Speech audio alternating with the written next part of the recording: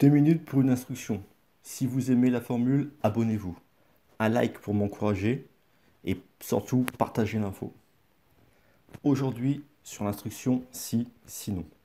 Appelée instruction conditionnelle, aussi appelée expression conditionnelle. Elle permet d'effectuer des actions suivant une condition booléenne, c'est-à-dire une expression réduite à vrai ou faux. Si c'est vrai, j'exécute les actions. Si c'est faux, je n'exécute pas les conditions du si. Je passe au sinon s'il existe. Prenons un exemple pour bien comprendre. Donc en exemple, on va prendre le si et je vais sortir aussi le sinon.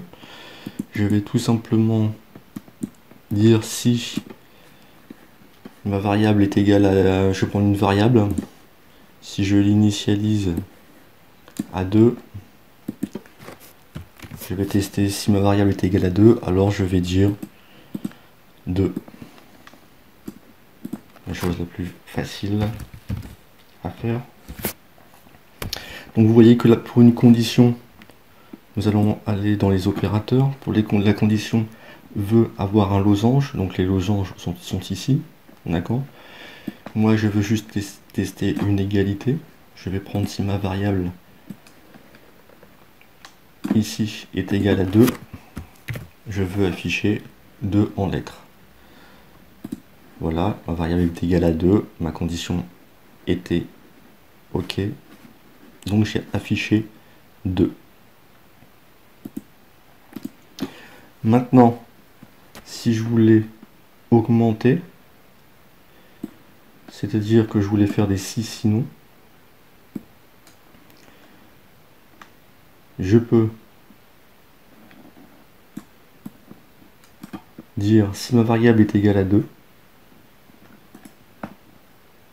je duplique pour faire la même chose mais à 3.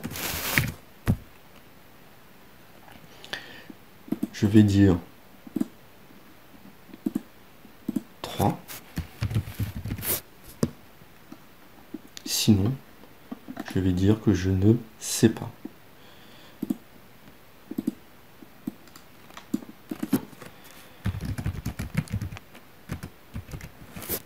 Donc là, ce que je fais, c'est que je mets les 6 sinon la suite. Donc il va d'abord tester la première valeur, 2.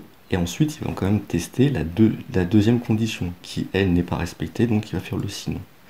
Pour ne pas... Comment ne faire afficher qu'une seule fois l'information ici? C'est très simple. Il suffit d'inverser. Donc, ça s'appelle faire des si sinon imbriqués. Voilà. Je reprends l'opérateur, le contrôle, pardon, d'un autre sinon que je vais mettre ici. Je n'ai juste qu'à tester la valeur.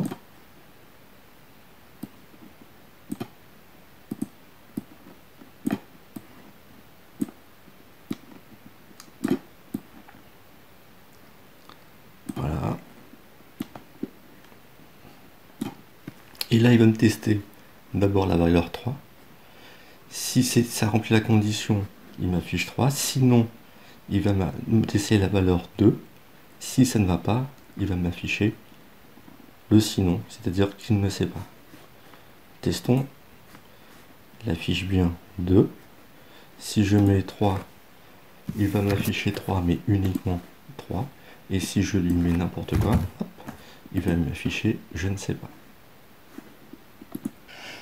Donc un autre exemple, juste pour vous montrer qu'il n'y a pas que le égal, on peut prendre aussi le supérieur ou l'inférieur.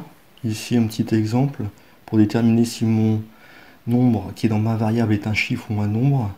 Donc un chiffre, ça va de 1 à 9, enfin de 0 à 9 et un nombre au-dessus de 9. Donc là j'ai mis 9, il me dit que je suis un chiffre. Pourquoi? Parce que ma variable est plus petite que 10, donc je rentre dans mon si et j'affiche chiffre. Si ma variable vaut 99, il va me mettre nombre. Pourquoi? Parce que ma variable est supérieure à 10, donc je ne rentre pas dans ma condition. Si je vais dans mon sinon, et là j'affiche nombre. Il y a aussi d'autres conditions que je voulais vous présenter, mais ça fera partie d'une autre vidéo. À bientôt, allez, bisous.